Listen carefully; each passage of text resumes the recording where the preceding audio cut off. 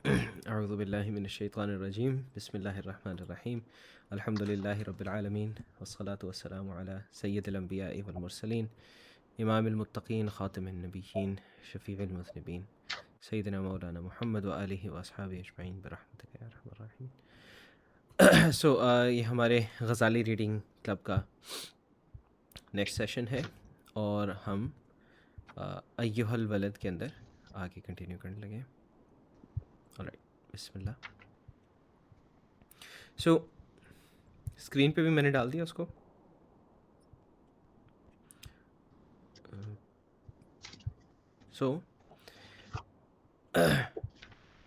Next جو council ہے، امام غزالی کہتے ہیں ایھا الولد۔ اس سے پہلے وہ علم اور عمل پہ کافی ساری بات کر چکے ہیں اور اس کے ساتھ ساتھ کافی ذیلی نکات ہم نے دیکھے تھے۔ وہ کہتے ہیں ایھا الولد، اے بیٹے، اجعل الہمتی فی الروح، اپنی روح میں ہمت پیدا کرو بیسیکلی۔ اور ہمت سے مراد یعنی کہ بلند اڑنے کی، بلند آگے بڑھنے کی، بلند آگے چلنے کی جو ہے وہ جو ولنگنیس اور جو ارادہ ہے پختہ، اس کو پیدا کرنے کی بات کر رہے ہیں۔ اور ساتھ ہی وہ کہتے ہیں کہ والہزیمۃ فی النفس، اور نفس کے اندر ہزیمت یعنی اس کو شکستہ کرنا، اس کو کمزور کرنا، اس کو توڑنا۔ والموت فی البدن، اور اپنے بدن کے اندر موت پیدا کرو۔ اور موت سے مراد یہ نہیں کہ مر جاؤ، اس سے مراد کہ یعنی دیکھیں، نفس بنیادی طور پہ خواہشات کا گڑھ ہے۔ نفس کو ایون تو ہم دو سینس میں یوز کرتے ہیں، ایک خواہشات کے سینس میں،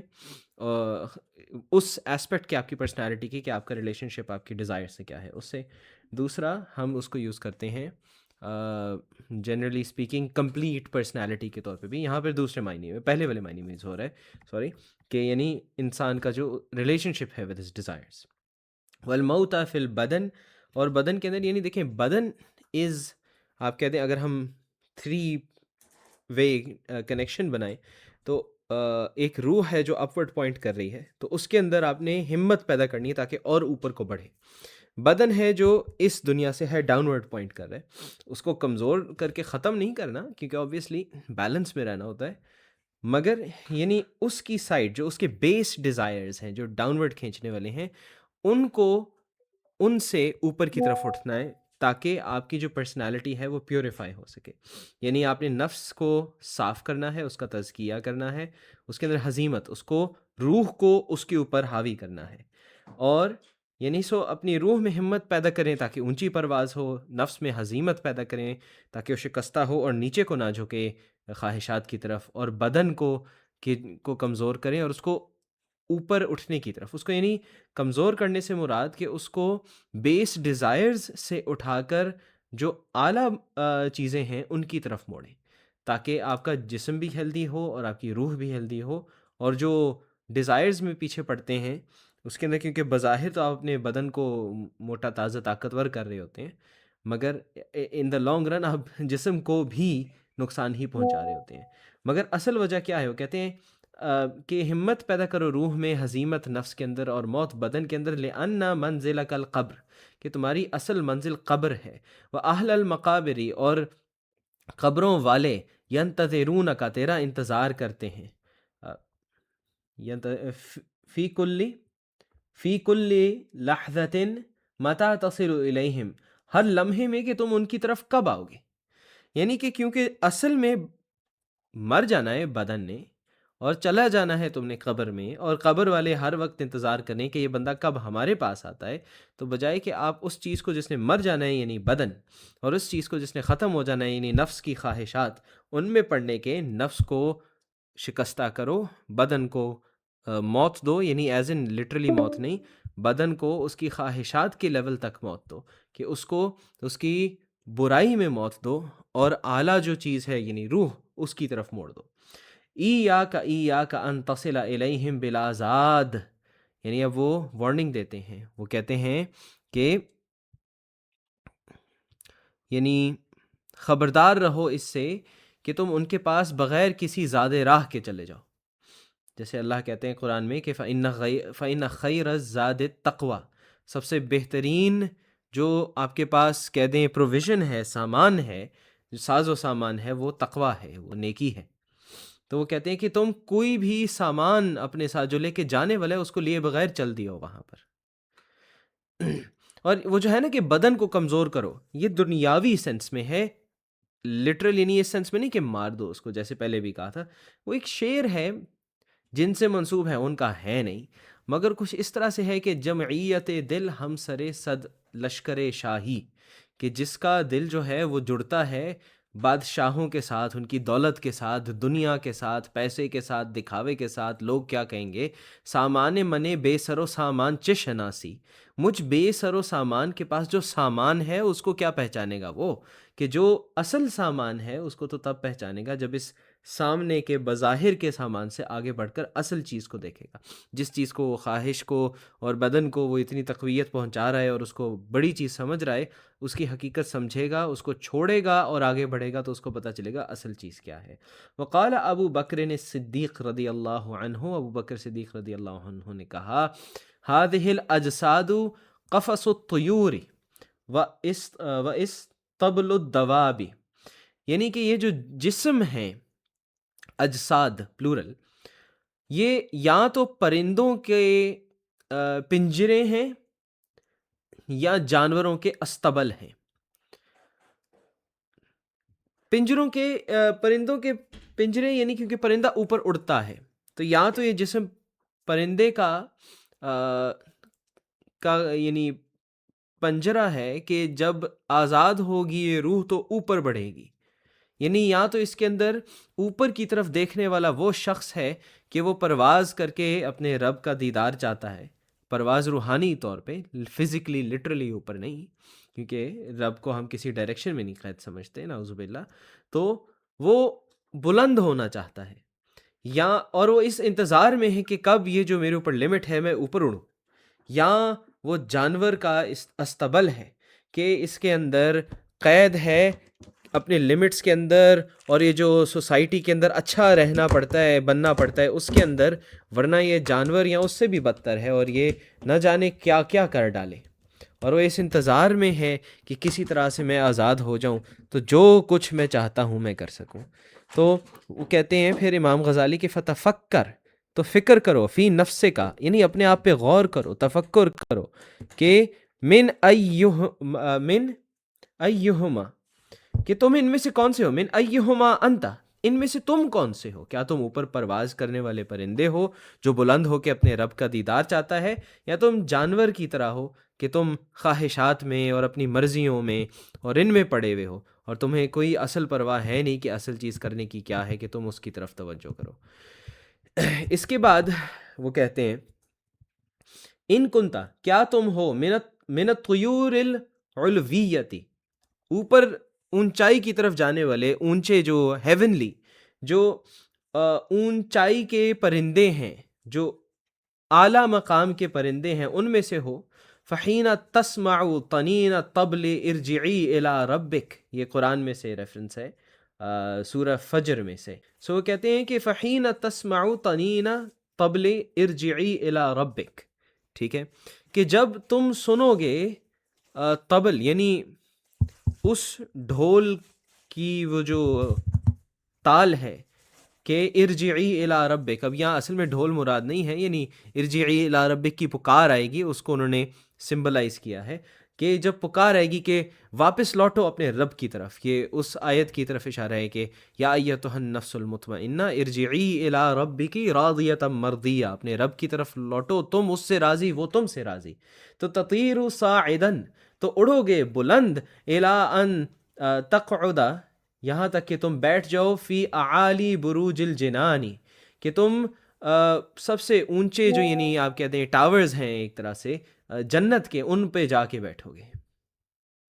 ان میناروں پہ جا کے بیٹھو گے. کما قال رسول اللہ صلی اللہ علیہ وسلم، جیسے کہا اللہ کے نبی صلی اللہ علیہ وآلہ وصحبہ وسلم نے، اہتز عرش الرحمن لموت سعد بن معاذ، کہ اور یہ حدیث جو ہے یہ بخاری کی اور مسلم کی اور ترمذی اور ابن ماجہ کی ہے، کہ کانپا، ہلا عرش رحمان کا، اللہ کا، سعد بن معاذ رضی اللہ عنہ کی موت سے، یعنی کہ ان کی موت ایسی تھی کہ عرش بھی کانپ اٹھا کہ اب جو اوپر آنے والا ہے وہ کون ہے؟ اور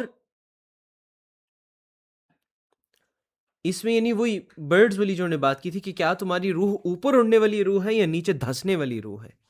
کہ اوپر اڑ کے کیا یہ چاہتی ہے کہ اللہ کے عرش تک پہنچے کہ جب تم فوت ہو تو جیسا حضور صلی اللہ علیہ وسلم نے سعد بن معاذ رضی اللہ عنہ کا کہا کہ جب وہ فوت ہوئے کہ عرش بھی کانپ گیا یا آپ کہہ دیں کہ ہل گیا کہ اب کون آنے لگا ہے. والعیاذ باللہ ان کنت من الدواب، یا اللہ معاف کرے کہ تم جانوروں میں سے ہو، جیسے اللہ نے کہا کما قال اللہ تعالی اولئک کالانعام، وہ سب جانوروں کی طرح ہے، بل ہم اضل، بلکہ اس سے بھی برے. کیوں؟ کیونکہ جانور تو وہ بغیر عقل کے ہیں نا، تمہارے پاس تو چوائس بھی تھی اور عقل بھی تھی، تم نے پھر بھی یہی چنا. اور یہ آیت ہے سورہ الاعراف کی. فلا تأمن انتقالک فی من زاویت الدار الی حاویت النار. اب یہ بڑی مزے کی رائم بھی انہوں نے کی ہے کہ اپنے آپ کو یعنی محفوظ نہ سمجھو. فلا تأمن انتقالک، کس چیز سے؟ تمہارے انتقال سے، یہاں سے وہاں جانے سے، من زاویت الداری، اپنے گھر کے کونے سے، الی حاویت الناری، جہنم کی آگ کے گھڑے کے اندر. یعنی کہ اگر تم جانوروں کی طرح ہو کہ تم صرف خواہشات کے پیچھے چلتے ہو کہ میری مرضی کیا ہے اور کہ مجھے اچھا کیا لگتا ہے، بجائے کہ تم یہ دیکھو کہ اوپر کی طرف اللہ کی طرف کیا کھینچتا ہے. ارأیت من اتخذ الہہ ہوا، کہ کیا تم نے ان کو نہیں دیکھا جنہوں نے اپنی خواہشوں کو خدا بنا رکھا ہے؟ تو پھر تم جانوروں سے بدتر ہو، اور تم اس بات سے اپنے آپ کو محفوظ نہ سمجھو کہ تم اپنے گھر کے کونے میں بیٹھے اور یہاں سے اٹھا کے جہنم کے گڑھے میں پھینک دیے جاؤ. ورویہ، اور روایت کی گئی، ان الحسن البصری، حسن بصری رحمۃ اللہ علیہ رحمہ اللہ تعالی، اعطیا شربت ماء بارد، ان کو دیا گیا یعنی ان کو پینے کے لیے، شربتا پینے کے لیے دیا گیا، ماء بارد ٹھنڈا پانی، ان کو ٹھنڈا پانی حسن بصری رحمۃ اللہ علیہ کو دیا گیا پینے کے لیے. فلما اخذ، تو جب انہوں نے اس کو پکڑا یا لیا، فلما اخذ القدح غشی علیہ، تو وہ یعنی بے ہوش ہو گئے. وسقط من یدہ، اور ان کے ہاتھ سے گر گیا جو کپ تھا. فلما افاق قیل لہ، تو جب وہ ہوش میں آئے یا ان کو افاقہ ہوا تو ان سے پوچھا گیا، کہا گیا، ما لک یا ابا سعید، اے ابو سعید کیا ہوا تمہیں، کہ یہ تمہارے ساتھ کیا ہوا، تمہارا کیا یہ ماجرا ہے؟ قالا، کہا انہوں نے، ذکرت امنیت اہل النار حین یقولون لأہل الجنہ، مجھے یاد آیا یا میں نے یاد کیا، امنیہ، وہ خواہش، وہ حسرت، وہ لانگنگ، وہ کیا کہتے ہیں دل کے اندر کی پکار جہنم والوں کی، جب وہ جنت والوں سے کہیں گے. پھر انہوں نے آگے آیت پڑھی، ان افیضوا علینا من الماء او مما رزقکم اللہ، کہ ہمیں کچھ دے دو، کچھ ہم پر ڈال دو، کچھ ہم پر یعنی ہمیں بھی ارسال کرو، ہم پر ڈال دو کچھ، من الماء، اس پانی میں، پانی، او مما رزقکم اللہ، یا جو بھی تمہیں اللہ نے دیا ہے. اور یہ ہے سورۃ الاعراف، کہ جب ونادى اصحاب النار اصحاب الجنہ، کہ اہل جہنم اہل جنت سے کہیں گے، ان افیضوا علینا من الماء او مما رزقکم اللہ، اور وہ پھر کہیں گے، قالو، اہل جنت کہیں گے، ان اللہ، اللہ نے بلا شبہ، حرمہما، حرام کر دیا ہے ان کو، علی الکافرین، کفر کرنے والوں پر.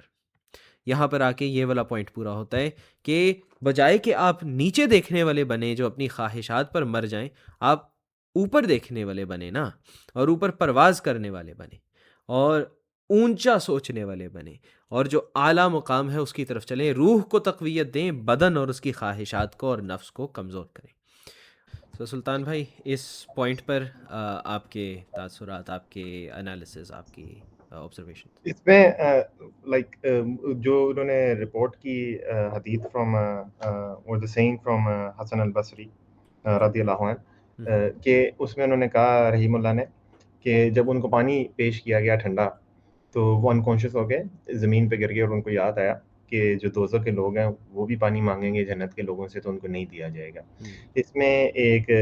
اس میں 2 اور حدیثیں مجھے یاد آتی ہیں. ایک حدیث ہے حضور پاک صلی اللہ علیہ وسلم سے کہ ان کو جب نئے سینڈلس لا کے دیے تھے اور وہ نماز پڑھ رہے تھے, تو نماز کے بعد انہوں نے صلی اللہ علیہ وسلم نے وہ سینڈلز اٹھا کے پھینک دیے اور کہا یہ کسی غریب کو دے دو, کیونکہ جب میں نماز پڑھ رہا تھا تو میری فوکس ان کے اوپر گئی. میننگ کہ میں نماز پڑھ رہا تھا تو فوکس تو اللہ سبحانہ و تعالیٰ کے اوپر ہونی چاہیے, لیکن کیونکہ یہ خوبصورت ہے تو اس لیے میری نظر ان کی طرف گئی, مطلب ایک ڈسٹریکشن یہ میرے لیے بنی. تو اس لیے انہوں نے ایک صحابی کا نام لیا, ان کو انہوں نے چپلیں دی اور ان کا یہ کسی غریب میں بانٹا. اس طرح حضرت عمر رضی اللہ عنہ کا واقعہ کہ جب انہوں نے فتح کیا یروشلم تو ان کو کہا گیا کہ جی آپ کوئی اچھے کپڑے پہن کے جائیں. پیچ ورک کپڑے پہنتے ہوتے تھے, کپڑے پھٹے ہوتے تھے, ان کو پیچ کرتے تھے, اور یہ سنت تھی حضور پاک صلی اللہ علیہ وسلم کی کہ آپ اپنے کپڑے خود پیچ کر رہے ہیں اور وہ کپڑے پہن رہے ہیں. تو انہوں نے بہت صحابوں نے کہا تو انہوں نے اس کے بعد نیا لباس پہن لیا. تو جب وہ نکلے انہوں نے اپنے آپ کو شیشے میں دیکھا تو لگ تو وہ بہت خوبصورت رہے تھے, لیکن انہوں نے وہ لباس اٹھا کے پھینک دیا کہ اگر ہم اللہ سبحانہ و تعالیٰ کے دین کے علاوہ کسی اور چیز سے کبھی بھی آنر حاصل کرنے کی کوشش کریں گے تو ہم اسی طرح تباہ و برباد ہو جائیں گے جس طرح ہم اسلام کے آنے سے پہلے تھے. تو اس میں کہنے کا مطلب یہ ہے کہ ظاہر سی بات ہے یہ تو تھوڑی بہت ہی ہائی لیول کی نریشنز ہے کہ ٹھنڈا پانی بھی نہ پینا, یہ بھی نہ کرنا, وہ بھی نہ کرنا, لیکن اس کے جو مین پرپس یہی ہے وہ ایک انسان کو یہ بتانے ہے کہ جو تمہارے اپنے ڈیزائرز ہیں وہ تمہیں اس دنیا کے اندر باندھ کے رکھتے ہیں, اور جب تک آپ ان ڈیزائر سے افضلیت نہیں حاصل کرتے یا ان ڈیزائر سے نکل نہیں پاتے تو آپ کبھی بھی حقیقی طور پہ آپ آزاد ہو ہی نہیں سکتے. کیونکہ آزادی یہ نہیں ہے کہ آپ نے کچھ فالو نہیں کرنا, کیونکہ جو انسان کچھ فالو نہیں کرتا اس نے بہت ہی بت بنائے ہوئے ہیں. اس کا کبر ایک بت ہے, اس کا عجب ایک بت ہے, اس کی دولت اس کے لیے ایک بت ہے, اس کے جو ڈیزائر تھے اس کے لیے ایک بت ہے, اس کی لسٹ اس کے لیے ایک بت ہے. تو حقیقی طور پہ وہ آزاد نہیں ہے. آزاد تو صرف تب ہو سکتا ہے کہ جب وہ اپنے ڈیزائرز کو, جو اس کے اندر کی کیفیات ہیں, اس کے اندر کی اسٹیٹس ہیں, اس کے اندر کے حال ہیں, اور جو ساری چیزیں اس کو اس دنیا کی طرف بلاتے ہیں جو وسوسہ ہے شیاطین کی, جب تک وہ اس سے اپنی افضلیت نہیں حاصل کر سکتا تو اس کو آزادی کبھی بھی نہیں دی جا سکتی, اور نہ ہی وہ کبھی آزاد ہو سکتا ہے. تو حقیقی طور پہ خدا کا عبد بننا ہی ایک آزادی ہے, کیونکہ جب ایک انسان خدا کا عبد بنتا ہے تو وہ باقی چیزوں کا جس کا وہ عبد تھا ان ساری چیزوں سے وہ اپنے آپ کو ان ساری چیزوں سے وہ نجات پا لیتا ہے.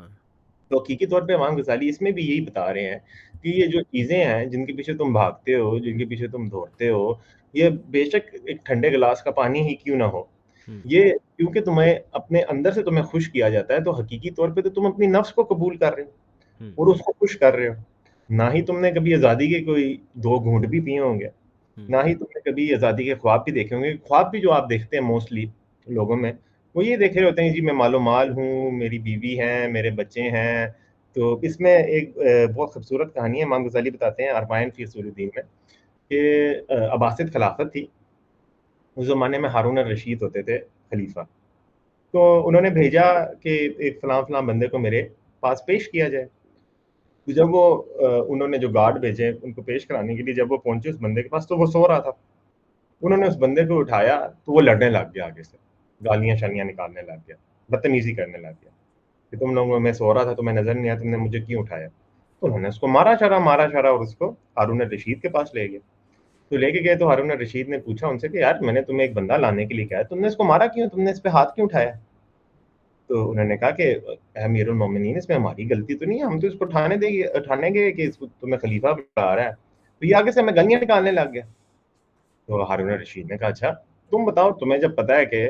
میں تمہارا امیر ہوں, جب میں نے بلایا تمہیں تو تم گالیاں کیوں نکال رہے ہو آگے سے. وہ کہتا ہے کہ جی میں جب خواب میں تھا تو خواب میں میرے پاس سلطنت تھی, میرے پاس کونکیوبائنس تھی, میرے پاس بچے تھے, ہر کوئی آ کے میری اوبیڈینس کر رہا تھا, تو میری تو سلطنت ان لوگوں نے اجاڑ دی مجھے اٹھا کے. تو ہارون الرشید آگے سے ہنسنے لگ گئے. وہ کہتے ہیں کہ یہ کون سی سلطنت ہے کہ جو جیسے تم آنکھیں کھولو تو ختم ہو جاتی ہے. میری سلطنت اور آپ کی سلطنت میں کوئی فرق تو نہیں ہے, میں آنکھیں کھولتا ہوں تو میری ختم ہو جاتی ہے, آپ بند کرتے ہیں تو آپ کی ختم ہو جاتی ہے. مطلب حقیقی طور پہ کوئی فرق تو نہیں ہے دونوں چیزوں میں, کیونکہ اس نے جو خواب میں سلطنت دیکھی وہ بھی اس کی اپنی نہیں تھی, اور جو ہارون الرشید سلطنت جس کا وہ مالک تھا وہ سلطنت بھی اس کی نہیں تھی. کہ حقیقی طور پہ تو یہ دونوں چیزیں کسی کے ساتھ نہیں جانی, وہ خواب میں یا پھر وہ خواب سے ہٹ کے. تو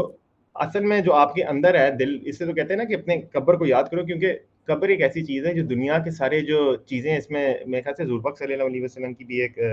روایت ہے جس میں وہ کہتے ہیں کہ قبر ایک ایسی چیز ہے جو انسان کو دنیا کے اندر سے جو ڈیزائرز ہے جس سے وہ انجوائمنٹ لیتا ہے وہ انجوائمنٹ ختم کر دیتا ہے کیونکہ وہ ساتھ نہیں جانے. تو اس لیے قبر کا عذاب اور قبر کو یاد کرنا اس کے مین وجہ یہ ہے کہ انسان جو اپنی نفس کے قابو آیا ہوا ہے وہ اس قابو سے ہٹ جائے. اوکے حسنین آپ نے کچھ ایڈ کرنا؟ میرا دھیان بار بار اس واقعے کی طرف جا رہا ہے جو امام غزالی رحمۃ اللہ علیہ نے امام حسن بصری رحمۃ اللہ علیہ کے متعلق شیئر کیا. اور اس میں جو قرآن مجید میں امیج بھی بیان کی گئی ہے. بندہ جب سوچتا ہے کہ یار اگر میں اس جگہ ہوا تو میری کیا کیفیت ہوگی. جب بندہ خود کو اس جگہ امیجن کرتا ہے تو باقی جو چیزیں ہیں اب بندہ بھلے ہی ہزاروں لاکھوں سال جی کے آیا ہو دنیا کا سب سے خوشحال بندہ ہو گیا ہے لیکن پھر بھی اس اس ایک پل کی جو بے بسی ہے جو ہیلپ لیسنس ہے کہ بھائی ہمیں بھی کچھ دے دو. آپ تو اتنے ایش و عزت میں ہو آپ اب تک ایش و عزت میں رہو گے یار ہماری بھی کچھ گرا دو ہم نے تو ویسے ہی عذاب میں رہنا. اور پھر جو کیفیت ان کی جواب ملنے کے ساتھ ہونی بھائی اللہ پاک نے آپ پر یہ چیز حرام کر دی ہے. اس وقت میں جو ہماری کیفیت ہونی ہے اس کے آگے 100 سال چھوڑو ہزاروں سال کی زندگی کچھ نہیں ہے کچھ میٹر نہیں کرنے لگتا. لیکن پھر پریکٹیکل بات آ جاتی ہے کہ بھائی اگلے دن بندہ دوبارہ ان چیزوں میں مشغول رہ جاتا ہے جو اس کو اسی چیز کی طرف دھکیلتی چلی جاتی ہے. یہ چیز نوٹس کی گئی ہے. یہ چیز بہت زیادہ نوٹس کی ہے میں نے کہ ایک طرح کا فالج چل رہا ہے کہ پیرالسس چل رہی ہے جس میں بندے کو پتا ہے کہ کیا ہو رہا ہے لیکن پھر بندہ اتنا گہرا چلا گیا کہ اس کو نکلنے کا یا تو اس کو من نہیں کرتا ڈسپائٹ اس کو پتا ہونے کے کہ کیا ہو رہا ہے یا تو پھر وہ خود نکل نہیں پاتا. تو یہی میرا مختصر سا کامنٹ ہے. میرا ذہن ہمیشہ سے یہ اسی بات کی طرف سے آ رہا ہے اسی امیجری کی طرف سے آ رہا ہے. بالکل یعنی انسان اپنے آپ کو نہ بڑا سمجھے اپنی خواہشات کو نہ امپورٹنٹ سمجھے اور جو اصل پوائنٹ ہے اس کی طرف منہ موڑے جو حقیقت ایک ہے. اس کے آگے امام غزالی کہتے ہیں کہ ایھا الولد لو كان العلم المجرد كافيا لك ولا تحتاج إلى عمل سواه لكان نداء الله تعالى هل من سائل هل من مستغفر هل من تائب ضائعا بلا فائدہ. اس میں ایک حدیث کی طرف بھی اشارہ ہے. پہلے وہ میں مینشن کر دوں پھر ترجمہ کرتا ہوں. وہ حدیث ہے صحیح بخاری کی اور صحیح مسلم میں بھی ہے ابن ماجہ میں بھی ہے موطا امام مالک میں بھی ہے اور مسند احمد میں بھی ہے کہ جس کے الفاظ کچھ یوں ہیں کہ ینزل ربنا تبارک و تعالی کل لیلۃ الی السماء الدنیا یعنی کہ اللہ جو ہے توجہ کرتے ہیں بنیادی طور پر آسمان دنیا کی طرف رات کے آخری جو تہائی ہے اس کے دوران اور کہتے ہیں کہ من یدعونی فاستجیبوا لہ کہ کون مجھے پکارتا ہے کہ میں اس کی پکار کا جواب دوں اس کی دعا کا جواب دوں. کون مجھ سے سوال کرتا ہے دعا مانگتا ہے کہ میں جو وہ مانگ رہا ہے وہ اس کو عطا کروں اور کون مجھ سے بخشش طلب کرتا ہے کہ میں اس کے گناہ معاف کروں. تو امام غزالی کہتے ہیں کہ اگر تمہارے لیے وہ جو پیچھے علم المجرد والا ذکر پیچھے سے چلا آیا تھا پچھلے نقطے سے پہلے تھوڑا سا اس کی طرف دوبارہ اشارہ کرتے ہوئے اسے دوبارہ لنک کریں. امام غزالی کا یہ پوائنٹ سے پوائنٹ نکالتے ہیں اور پھر پیچھے سے لوپ بھی کبھی کبھار تھوڑا سا کرتے ہیں. تو اب جو پوائنٹ آیا ہے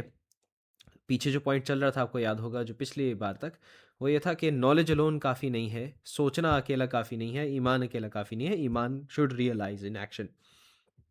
پھر اب وہ اس پہ آئے تھے کہ اپنے اندر جو ہے وہ اونچائی بھی پیدا کرو اپنی خواہشات کو توڑ کر جو بہتر خواہش ہے اس سے اپنے آپ کو جوڑو. اور اب اسی کو دوبارہ سے عمل سے جوڑتے ہوئے آگے چل رہے ہیں. وہ کہتے ہیں کہ اگر لو کان العلم المجرد کافی لکا کہ تمہارے لیے اکیلا علم کافی ہوتا اور تمہیں اس کے علاوہ عمل کی ضرورت نہ ہوتی تو اللہ تعالیٰ کی جو یہ پکار ہے رات کی کہ کیا کوئی مانگنے والا ہے کیا کوئی توبہ کرنے والا ہے کیا کوئی بخشش طلب کرنے والا ہے تو یہ نعوذ باللہ بے فائدہ اور ضائع سی بات ہو جاتی. یعنی وہ یہ کہہ رہے ہیں کہ تمہارا یہ، وہ یہ نہیں کہہ رہے کہ ہو جاتی، یعنی اس کا امکان بھی نہیں ہے، مگر وہ یہ کہہ رہے ہیں کہ تمہارا یہ جو قول ہے کہ جو ہے صرف ایمان کافی ہے یا علم کافی ہے، یہ اگر درست ہوگا تو اس کا نتیجہ یہ نکلے گا کہ نعوذ باللہ کہ اللہ جو یہ پکارتے ہیں، اللہ جو ہے کہتے ہیں محبت میں، اگرچہ وہ پہلے ہی سب کچھ جانتے ہیں اور وہ زمان و مکان کی قید میں سے بلند و بالا ہیں، ان کے لیے کوئی وہ قید نہیں ہے اور وہ سب کچھ جانتے ہیں، مگر یہ ہے کہ اللہ جو ہے وہ کہتا ہے وہ کہ بھائی کون ہے جو مجھے پکار رہا ہے، کیونکہ اس کو پسند ہے کہ اس کو بتایا جائے. تو وہ کہتا ہے کہ اور امام غزالی کہتے ہیں کہ وہ رویہ اور روایت ہوئی. اب آگے مزید اس پہ بلڈ کر رہے ہیں کہ یہ نہیں تمہاری یہ بات کہ صرف علم کافی ہے یا صرف جان لینا، صرف پڑھ لینا کافی ہے. اگر ایسے ہوتا تو پھر یہ ساری باتیں جو ہیں نعوذ باللہ یہ بیکار کی باتیں ہو جاتی. وہ رویہ اور روایت ہے انا جماعتا من الصحابۃ رضوان اللہ علیہم اجمعین ذکروا عبد اللہ ابن عمر عند رسول اللہ صلی اللہ علیہ وسلم، کہ رسول اللہ صلی اللہ علیہ وسلم کے ہاں روایت ہے کہ صحابہ کی ایک جماعت نے رضوان اللہ تعالی علیہم اجمعین سیدنا عبداللہ بن عمر رضی اللہ عنہ کا ذکر کیا، اور انہوں نے کہا کہ نعم الرجل ہوا، بڑا اچھا لڑکا ہے، بڑا اچھا جوان ہے، بڑا اچھا جوان ہے، جوان مرد ہے، بڑا اچھا مرد ہے. لو کان یصلی باللیل، بس اگر رات کو یعنی اٹھ کے تہجد وغیرہ میں نماز پڑھ لے، کچھ جو ہے صلات کر لے، کچھ جو ہے ذکر اذکار کر لے، یعنی بنیادی طور پہ تو کچھ نماز کر لے، کچھ تہجد کر لے. یعنی اب اس کے اوپر یہ روایت جو ہے بخاری کی ہے اور مسلم کی ہے، اور اس کے اندر جو ہے اس کے جو ایکچوئل روایت ہے اس کے اندر آگے لفظ یہ بھی ایڈ ہوئے ہیں کہ قال سالم فکان عبداللہ لا ینام من اللیل الا قلیلا، کہ عبداللہ جو ہیں وہ رات کو بہت کم کے علاوہ سوتے بھی نہیں تھے، مگر یعنی کہ یہ ہے کہ وہ کسی کو نظر نہیں آ رہا تھا، یا یہ ہے کہ شاید اس سے پہلے کی بات ہو. تو انہوں نے یہ کہا ہے کہ صحابہ کے اندر جب گفتگو ہوئی تو انہوں نے کہا کہ عبداللہ بڑا اچھا جوان ہے، بس اگر رات کو کچھ اٹھ کے اللہ کی عبادت کر لے مزید تو اور اچھا ہے، یا تب اچھا ہے کہ ویسے اچھا ہے مگر یہ اس میں ایک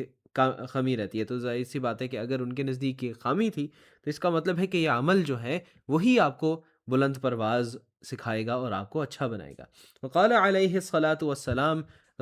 اور کہ یعنی رسول اللہ صلی اللہ علیہ وسلم نے کہا لرجل من اصحابہ، اپنے اصحاب میں سے ایک شخص سے کہا، ایک کہ یا فلان، اے فلانے، لا تکثر النوم باللیل، رات کو اکثر نہ سو، لمبا یعنی نہ سو، رات کو زیادہ نہ سو. فإن کثرت النوم، کہ بلا شبہ زیادہ سونا، باللیل رات کو، تدعو صاحبہ فقیرا یوم القیامہ، قیامت کے دن اپنے صاحب کو فقیر چھوڑ دیتا ہے. یہ ابن ماجہ کی حدیث ہے اور امام بیہقی نے بھی اس کو بیان کیا ہے کہ جس کے الفاظ یوں ہیں اوریجنل میں کہ قال رسول اللہ صلی اللہ علیہ وسلم قالت ام سلیمان بن داود علیہ السلام لسلیمان، کہ سلیمان بن داود علیہ السلام علیہم السلام، علیہ دونوں یعنی سلیمان علیہ السلام کی ماں نے ان سے کہا کہ یا بنیا، اے میرے بیٹے، لا تکثر النوم باللیل، کہ رات کو زیادہ نہ جاگنا، رات کو زیادہ نہ سونا. اور پھر وہی فإن کثرت النوم باللیل تترک الرجل فقیرا یوم القیامہ. ممکن ہے کہ اس کی ایک اور بھی کوئی روایت ہو جس طرح سے امام غزالی نے بیان کی ہے یا فلان کر کے، مگر یہ نہیں، ان کا کہنے کا مطلب یہ کہ اپنے صحابہ سے رسول اللہ صلی اللہ علیہ وسلم نے یا خود کہا یا کسی وقت جو ہے خود بھی کہا، اور ایک کسی وقت جو ہے سلیمان علیہ السلام کا یہ قصہ بیان کیا، یا یہ ہے کہ انہوں نے بتایا کہ اپنے صحابہ کو خود یہ بتایا بھی، اور سلیمان علیہ السلام کے اس کیا ہے تاریخ کے ذریعے سے سمجھایا کہ رات کو زیادہ سونا غفلت کی طرف آپ کو لے کے جا سکتا ہے، اور آپ کو چاہیے کہ آپ اٹھیں رات کو کچھ دیر اور اپنے دل کو تازہ کریں جب باقی ساری خواہشات اور دنیا سوئی پڑی ہو، اور صرف آپ اور آپ کے رب ہوں، تاکہ آپ اس کے ساتھ ایک سچی لو لگا سکیں اور اپنے دل کو اپنی روح کو تقویت پہنچا سکیں. اس میں یہاں پر یہ والا پوائنٹ پورا ہوتا ہے. تو سلطان بھائی اس میں اگر آپ نے کچھ ایڈ کرنا ہو. اب اس میں امام الغزالی بات کرتے ہیں سلیپ کے اوپر لائک تھوڑا اور پہ لانگ بات کرتے ہیں اپنی ریاضت النفس میں, اور اس میں وہ یہ بیان کرتے ہیں کہ سلیپ جو ہے وہ ایک فورٹیٹیوڈ ہے آن دا پاتھ سلوک میں. اس کی وجہ یہ ہے کہ جو زیادہ سونا ہے وہ انسان کے لیے کمزوری پیدا ہوتی ہے, کہ اگر انسان زیادہ سو رہا ہے تو انسان ہر وقت ہی لیزی ہے, اور اس کے علاوہ انسان زیادہ وقت نہیں دے پاتا اس چیز کے اوپر جس کے وقت دینا چاہیے. تو سونے سے اور جو نہ سونا ہے وہ کیا کرتا ہے, وہ ایک انسان کو کلیئرٹی عطا فرماتا ہے کہ وہ انسان کلیئرلی دیکھ سکتا ہے, کسی چیز پہ کلیئرلی فوکس کر سکتا ہے, اور اپنے جو کمٹمنٹس ہیں علمی طور پہ ان پہ پورا اتر سکتا ہے. اور اگر ایک انسان لیٹ سے ڈراؤزی ہے یا پھر اس کو اس طرح کی کوئی چیز ایکسپیرینس ہو رہی ہے because of lack of sleep, تو وہ اگر اپنی عبادت پوری رکھے تو اللہ سبحانہ و تعالیٰ کمپنسیٹس فار اٹ, اور وہ جتنی بھی دیر سوتا ہے اس کے لیے انف ہوتا ہے. تو اس کے اوپر حضور پاک صلی اللہ علیہ وسلم سے بہت سی روایتیں ہیں کہ وہ پوری رات عبادت کرتے ہوتے تھے, کہ ان کے ٹانگوں میں بلسٹرز پڑ جاتے ہوتے تھے, وہ پھر بھی عبادت کر رہے ہوتے تھے. تو حالانکہ وہ اس ٹائم سو بھی سکتے تھے, ان پہ کوئی مطلب ظاہر سی بات ہے ان کے لیے فرض تھا جس کو ہم تہجد کہتے ہیں, جو ہمارے اوپر ایک سنت ہے, ان کے اوپر وہ پڑھنا لازمی تھا. تو لیکن وہ صرف 2 رکعت بھی پڑھ سکتے تھے, اس سے جو ان کے اوپر لازمی تھا وہ پورا ہو جاتا تھا. لیکن حضور پاک صلی اللہ علیہ وسلم پوری رات پڑھتے رہتے تھے. کچھ تو ہمارے پاس ایسی بھی روایتیں ہیں کہ وہ صرف رکوع میں 2 گھنٹے گزار دیتے ہوتے تھے حضور صلی اللہ علیہ وسلم, کیونکہ وہ رکوع کے اندر دعا مانگ رہے ہوتے تھے اور وہ دعا مانگتے رہتے تھے 1-2 گھنٹے, تو مطلب ایک چیز ریپیٹ کرتے رہتے تھے. اور اس کے علاوہ نیند کی بہت زیادہ بات یہ ہے کہ نیند آ کے جو کھانے کا ہے نا اس کے ساتھ بھی آتی ہے, کہ کھانا اور نیند یہ دونوں چیزیں ایک ساتھ چلتی ہیں. تو امام غزالی کے نزدیک یہ تھا کہ آپ جب اٹھیں ہیں فجر کے لیے تو آپ تہجد پڑھیں, اور تہجد پڑھ کے آپ کھانا کھائیں,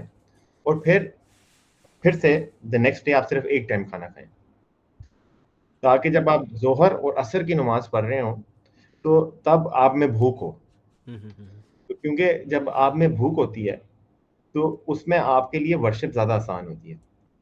کیونکہ جیسے کہ فار ایگزامپل رمضان میں ہم سارے ہوتے ہیں. اب ہم یہ تو نہیں کہہ رہے کہ ہم یہ چیز فالو کرتے ہیں کہ ہم جب آپ اسپیشلی جب آپ افطار کرتے ہیں تو آپ کے لیے نماز پڑھنا آپ کو تنگ کرتی ہے نماز پڑھنا مغرب کی, کیونکہ یور فل, آپ اندر سے پورے ہوتے ہیں. اور اسی طرح جب ٹائم آتا ہے تراویحوں میں ٹائم آتا ہے, اس کے بعد آپ گھر آتے ہیں تو آپ ایک دم سے ڈراؤزی ہو جاتے ہیں. اس کی وجہ یہ ہوتی ہے کہ آپ نے کھانا زیادہ کھایا ہوتا ہے, زیادہ نہیں آپ نے کھانا کھایا ہوتا ہے, کیونکہ کھانا is very related to sleep. تو ان دونوں چیزوں کو ایک ساتھ لے کے چلنے کے لیے آپ کو ایک تو مطلب بھوکا ایسے نہیں ہے کہ آپ اپنے آپ کو اسٹارو کریں, بٹ صرف ایک ٹائم کھانا کھائیں اور میجورٹی آف دا ڈے آپ کو ہنگر ہو, بھوک ہو. اس سے کیا ہوگا کہ آپ کی سلیپ آٹومیٹکلی کم ہو جاتی ہے, اور آپ کو جو بھوک سے کلیئرٹی ملتی ہے وہ فردر ایگزیجوریٹ ہو جاتی ہے فرام سلیپ. لیکن خیر یہ سلوک کی باتیں ہیں تو اٹس ناٹ ویری ریلیونٹ ادھر جو امام غزالی کہہ رہے ہیں. تو لیکن بات یہ کہ اس میں وہ ایک اور کال ریلیٹ کرتے ہیں ایک شیخ سے, جب مطلب میرے خیال سے تو وہ جب اس سلوک میں ان کو یہ بتایا گیا تھا, لیکن اس میں یہ ایک شیخ کہتے ہیں کہ کھاؤ کم اور سو کم, کیونکہ اگر تم زیادہ کھاؤ گے اور زیادہ سو گے تو تم لوگ وہ چیز کھو دو گے جو کھانا اور سونا پوری نہیں کر سکتی. بلکہ ہمارے جو چشتیہ کے اندر بنیادی اسباق ہیں ان میں سے ایک سیٹ ہے کہ کم بولو قلیل الطعام کم کھاؤ, قلیل الطعام کم کھاؤ, کم بولو قلیل الکلام. یہ بیسکلی ایکچوئل عربک نہیں ہے, یعنی یہ ریممبرنس کے لیے جو نوٹس ہیں, قلیل کلام قلیل طعام, پھر ہے کم سو قلیل انام, اور پھر ہے قلیل اختلاط مع الانام, لوگوں سے کم ملو. یہ کم بولو, کم سو, کم لوگوں سے ملو اور کم کھاؤ. اور اس سے ایکچولی آپ نوٹ کریں باڈی میں بھی انرجی زیادہ پیدا ہوتی ہے, اور آپ کے تھوڑے سے آہستہ آہستہ کر کے ڈیزائرز واش ہونا شروع ہو جاتے ہیں, اور آپ کی اللہ سے کنیکشن اچھی ہونے لگ جاتی ہے. حسنین بھائی اگر آپ نے کچھ اس میں ایڈ کرنا ہو. نہیں آپ اوکے، پھر ہم نیکسٹ پوائنٹ پہ آتے ہیں. امام غزالی کہتے ہیں کہ ایھا الولد، اے بیٹے، اے پیارے بیٹے، ومن اللیل فتہجد بہ. اب یہاں پر 3 آیتوں کا ریفرنس آئے گا. ومن اللیل فتہجد بہ، کہ یہ ہے ایک منٹ، سورہ الاسراء میں سے، ومن اللیل فتہجد بہ نافلۃ لک، کہ رات میں سے کچھ حصہ، فتہجد بہ، اس میں یعنی لفظی معنی تو بن جائے گا، اس میں یعنی محنت کرو، مگر یہاں پر کہ تہجد کے لیے اٹھ کے اللہ کی عبادت میں محنت کرو. کہ ومن اللیل فتہجد بہ نافلۃ لک عسیٰ ان یبعثک ربک مقاما محمودا. یعنی کہ اب یہاں پر تہجد کو قائم کرو نیند کی بجائے. وہ کہتے ہیں ومن اللیل فتہجد بہ امر، یہ حکم ہے کہ اللہ کو پسند ہے، اس نے حکم کیا ہے کہ تم رات میں سے کچھ حصہ اٹھو اور میرے لیے عبادت کرو، اپنے آپ کو مشقت میں ڈالو میری عبادت کی خاطر. وبالاسحار ہم یستغفرون شکر، اور یہ آیت ہے سورہ الذاریات میں سے. وبالاسحار ہم یستغفرون، کہ یعنی جب سحر ہوتی ہے صبح سے پہلے تو وہ یستغفرون یعنی معافی مانگ رہے ہوتے ہیں، استغفار کر رہے ہوتے ہیں، توبہ کر رہے ہوتے ہیں. یعنی صبح سے پہلے سحر کے وقت، یعنی سحر کرتے ہوئے اس کے ساتھ ساتھ، یعنی کہ سحر سے پہلے ہی، صبح سے پہلے ہی کرتے ہیں. اور کہتے ہیں یہ جو بیان ہے کہ وبالاسحار ہم یستغفرون، یہ شکر ہے. اب شکر اردو میں صرف ایک معنی میں آتا ہے کہ آپ کسی کے ممنون ہوں، ظاہر سی بات ہے اللہ کے اوپر یہ اس معنی میں اپلائی نہیں ہوتا. عربی میں اس کے معنی میں ایک معنی آئے گا کامنڈیشن، یا تعریف کہہ دیں، یا حمد کسی کام کے اوپر. اور یہ ہے کہ دیکھیں اللہ کو کیونکہ پسند ہے کہ اس کے بندے اس کو پکاریں، تو پھر وہ اس بات پر ان کی تعریف کر رہا ہے، اس عمل پر ان کو کہہ دیں اپریشیشن دے رہا ہے.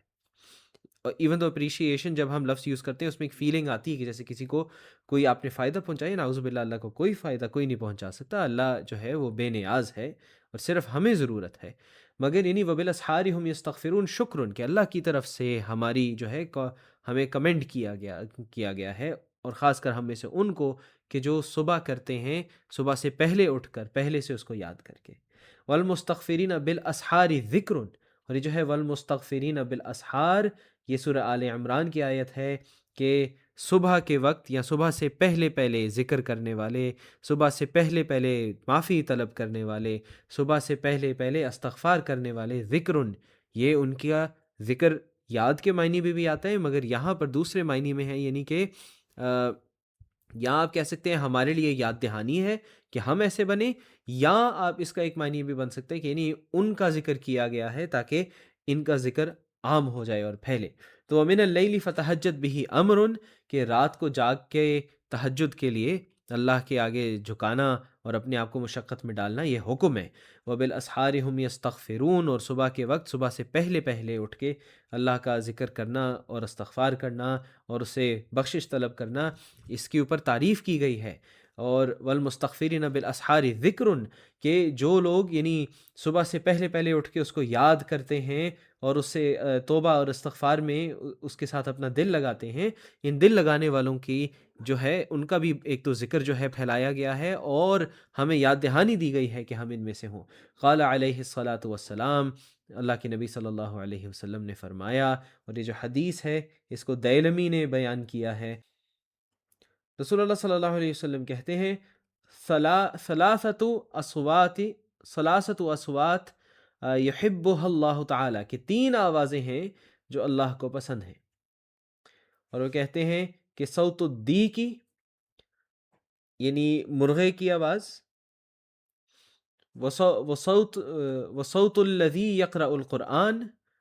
اس کی آواز جو قرآن پڑھ رہا ہے، اس کی قرأت کر رہا ہے. وصوت المستغفرین بالاسحار، اور صبح سے پہلے سحر سے پہلے اٹھ کر استغفار کرنے والے، توبہ کرنے والے، ذکر کرنے والے، اللہ سے لو لگانے والے. یہ دیلمی کی حدیث ہے. اور اس کے بعد ہے کہ قال سفیان الثوری، سفیان ثوری کا ایک قول ہے رحمہ اللہ تعالی، ان للہ تعالی ریحا تحب بالاسحار تحمل الاذکار والاستغفار الی ملک الجبار، کہ اللہ تعالیٰ نے ان للہ تعالی ریحن، اس کا لفظی معنی یوں بھی بن سکتا ہے کہ اللہ کے نے یعنی ایک، اس کا معنی یہ ہونا چاہیے کیونکہ وہ لفظی معنی تھوڑا سا مشکل ہو جائے گا، ادبی عربی کے اندر آپ کو پتہ ہے لفظی معنی اس کے بھی بن سکتے ہیں کہ اللہ کی ایک ہوا ہے یا اللہ نے ایک ہوا جاری کی ہے۔ اس کا آسان جو درست معنی بنے گا وہ یہ بنے گا کہ بے شک اللہ نے ایک ہوا جاری کی ہے، تحبو بالاسحاری، کہ جو صبح کے وقت یعنی جھونکوں کے ساتھ چلتی ہے، تحمل الاذکار والاستغفار، اور صبح کے وقت یعنی جو اذکار ہیں جو ظاہر سی بات ہے بندے پڑھ رہے ہیں، والاستغفار، اور جو استغفار کر رہے ہیں، اسے لو لگا رہے ہیں، توبہ کر رہے ہیں، الا ملک الجبار، اس کو اٹھا کر اوپر کی طرف جو ہے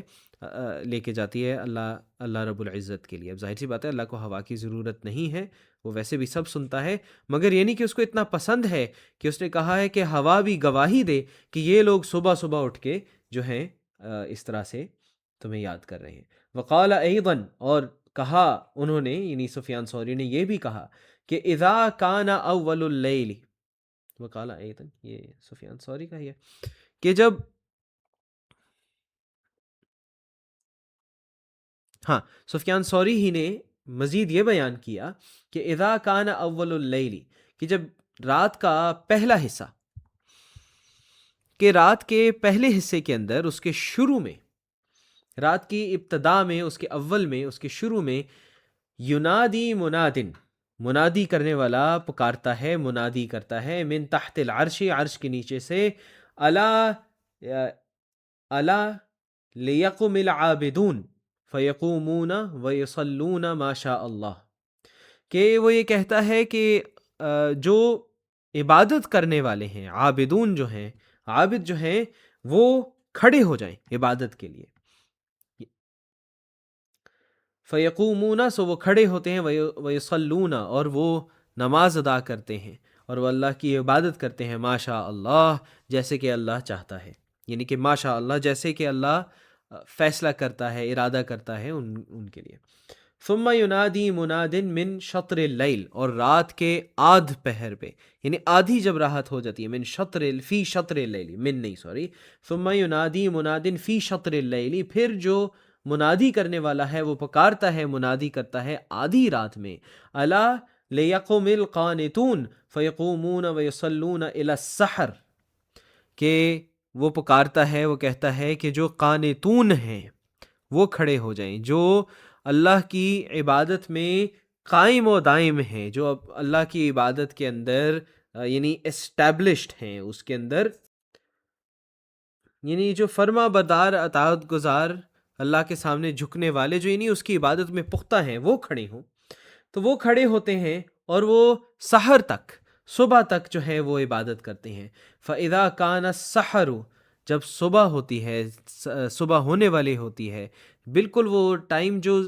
ڈے بریک سے بالکل پہلے، دن سے بالکل پہلے سحر کا وقت ہوتا ہے، تو ینادی منادن، تو منادی کرنے والا پکارتا ہے، الا لیقم المستغفرون فیقومون ویستغفرون، تو وہ پکارتا ہے کہ کھڑے ہو جائیں معافی طلب کرنے والے، استغفار کرنے والے، تو وہ کھڑے ہوتے ہیں اور وہ استغفار کرتے ہیں۔ فَإِذَا طَلَعَ الْفَجْرُ يُنَادِي مُنَادٍ، پھر جب صبح ہو جاتی ہے، پھر جب ڈان ہو جاتی ہے، پھر جب فجر طلوع ہو جاتی ہے، تو منادی کرنے والا پکارتا ہے، الا، خبردار، لیقم الغافلون، جو غافل ہیں، جن کو پرواہ نہیں ہے، جو غفلت میں دبے ہوئے دھسے ہوئے ہیں، وہ کھڑے ہوں۔ فیقومون من فروشہم، وہ اپنے بستروں سے کھڑے ہوتے ہیں، کل موتا نشروا من قبورہم، جیسے مردار کھڑے نکلتے ہیں، اٹھتے ہیں اپنی قبر سے، یعنی کہ بالکل یعنی شوق کے بغیر ایسے، اچھا یار ٹھیک ہے اٹھ جاؤ، صبح ہو گئی ہے، اچھا ٹھیک ہے اٹھ جاؤ یار، نماز پڑھ ہی لیتے ہیں، تو یعنی پھر وہ کھڑے ہوتے ہیں، اور وہ ایسے کھڑے ہوتے ہیں بالکل شوق کے بغیر، یعنی پہلی رات کے شروع کے اندر جو عابدین ہیں ان کو پکارا جاتا ہے، ان کو پکارا جاتا ہے، اور وہ اٹھتے ہیں، وہ نماز پڑھتے ہیں، پھر وہ تھوڑا شاید ریسٹ بھی کر لیتے ہیں، پھر جو رات بھر جاگنے والے جو عبادت میں پختہ ہیں ان کو پکار ہوتی ہے تو وہ آدھی رات کو اٹھتے ہیں اور باقی ساری رات اٹھ کے عبادت کرتے ہیں. یہ اس میں سے بہت بڑا حصہ. پھر جو رات جب ختم ہونے والی ہوتی ہے، سحر ہونے والی ہوتی ہے، پکار ہوتی ہے ان کو کہ جو اللہ سے اپنی لو لگانا چاہتے ہیں اور وہ اپنی لو جماتے ہیں اس کے ساتھ، وہ توبہ کرتے ہیں، استغفار کرتے ہیں، ذکر اذکار کرتے ہیں، نماز پڑھتے ہیں. اور پھر اس کے بعد جب بس وقت مکمل ہونے والا ہوتا ہے یا ہو جاتا ہے، پھر غافل لوگ اٹھتے ہیں اور وہ بھی ایسے اٹھتے ہیں بلا کسی دل کے اندر کی تڑپ یا خواہش کے. تو یہ اگین اس میں مفہومی ترجمہ ہی کیا ہے، مگر اس میں کوئی اگر غلطی ہوگی تو اللہ تعالیٰ معاف فرمائے. سلطان بھائی اس میں آپ کچھ ایڈ کرنا چاہیں گے؟ اس میں صرف باقی تو ماشاء اللہ سے آپ نے بہت اچھا ایکسپلین کیا. اس میں بس یہی ایک چیز ایڈ کروں گا کہ جو ذکر ہے وہ ساری شریعت کی جو ساری چیزیں ہیں ان کا باطن ذکر ہی ہے. کہ حقیقی طور پہ جو نماز بھی ہے وہ اللہ سبحانہ و تعالیٰ کو یاد کرنا ہے. اس لیے اللہ سبحانہ و تعالیٰ نے کہا کہ مجھے یاد کرنے کے لیے نماز اسٹیبلش کرو. تو نماز صرف تب تک قبول ہے جب تک اس میں اللہ سبحانہ و تعالیٰ یاد ہو رہے ہیں. اگر اس میں نہیں یاد ہو رہے تو وہ صرف آپ نے اپنے اوپر سے ایک بوجھ ہی اتارا ہے. اس میں امام غزالی بھی لکھتے ہیں کہ اگر لوگوں کو یہ لگتا ہے کہ اپنا چہرہ ہر طرف سے موڑ کے قبلے کی طرف کرنا ہے اور اپنا دل ہر طرف سے موڑ کے خدا کی طرف نہیں کرنا تو انہوں نے نماز کبھی سمجھی ہی نہیں ہے. تو اس پہ ایک اور میں شیخ نینوی نے یہ بات کی تھی کہ میں نے ان کا پوسٹ دیکھا کہ اس میں کہا کہ ہمارے لیے صرف اتنا ہی ایک، اگر پوری قرآن میں صرف ایک ہی ورس ہوتی امید والی، اور وہ ورس ہمارے لیے صرف یہ والی ورس کافی تھی کہ اللہ نے کہا کہ تم مجھے یاد کرو تو میں تمہیں یاد کروں. Remember me and I shall remember you. کہ میں نے اس سے زیادہ امید والی کوئی بات ہو ہی نہیں سکتی کہ آپ جب بھی اللہ سبحانہ و تعالیٰ کو یاد کرتے ہیں تو اللہ آپ کو یاد کرتا ہے. میننگ اس میں تو ہمارے پاس روایتیں بھی ہیں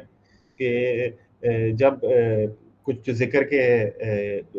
محفلیں ہوتی ہیں ان میں اللہ سبحانہ تعالیٰ نے کچھ فرشتے تعینات کیے ہوتے ہیں جو صرف ان محفلوں میں جاتے ہیں، اور ان محفلوں سے جب وہ اوپر آتے ہیں تو اللہ سبحانہ تعالیٰ ان سے پوچھتے ہیں کہ میرے لوگ کیا کر رہے ہیں؟ تو وہ کہتے ہیں کہ جی وہ محفل میں آپ کا ذکر کر رہے ہیں. تو اللہ سبحانہ تعالیٰ کہتے ہیں میں ان سے بڑی محفل میں ان کا ذکر کروں گا. کہ وہ ظاہر سی بات ہے وہ محفل فرشتوں کی محفل ہے یا واٹس ایور جس بھی محفل میں اللہ سبحانہ و تعالیٰ بہتر سمجھتے ہیں ذکر کرنا. تو حقیقی طور پہ تو جو ساری کی ساری ہماری ریچول ایپس ہیں ان کا مقصد ہی یہ ہے کہ اللہ سبحانہ و تعالیٰ کو یاد کیا جائے. اور خاص کر جو رات کی نماز ہے، کیونکہ اس وقت ایک انسان اکیلا ہوتا ہے، وہ ابھی اپنی نیند سے اٹھا ہوتا ہے، تو اس کا دل صاف کیا جاتا ہے اور اس وقت اللہ سبحانہ و تعالیٰ اس کے قریب ہوتا ہے. کیونکہ اس ٹائم اور کوئی ڈسٹریکشن نہیں ہوتی. مطلب ظہر کی عصر کی نماز کے وقت تو ہزار سو انسان کی زندگی میں چیزیں چل رہی ہوتی ہیں. اس کے علاوہ بندہ جب عشاء کی پڑھ رہا ہوتا ہے تو بندے کے دماغ میں نیند ہوتی ہے یا کھانا ہوتا ہے. تو لیکن جب وہ اسپیسیفکلی ایک انٹینشن کے لیے اٹھتا ہے کہ وہ اللہ سبحانہ و تعالیٰ کے لیے اٹھے اور اللہ سبحانہ و تعالیٰ کے لیے نائٹ پریئر کرے، اس کو ویجل پریئر بھی کہا جاتا ہے اپنی انگلش زبان میں. اس کا مقصد ہی یہ ہوتا ہے کہ یہ ایک ایکسٹرا پریئر ہے، اور ایکسٹرا پریئر میں صرف وہی انسان جائے گا جو اللہ سبحانہ و تعالیٰ کو یاد کرنا چاہتا ہے. اس کے لیے فرض تو نہیں ہے، جائز تو نہیں ہے اس کے لیے. اور اس کی وجہ ہی صرف یہ ہے کہ وہ باقی ساری چیزوں سے ڈسٹریکشن اپنی ختم کرے اور اللہ سبحانہ و تعالیٰ کو یاد کیا جائے.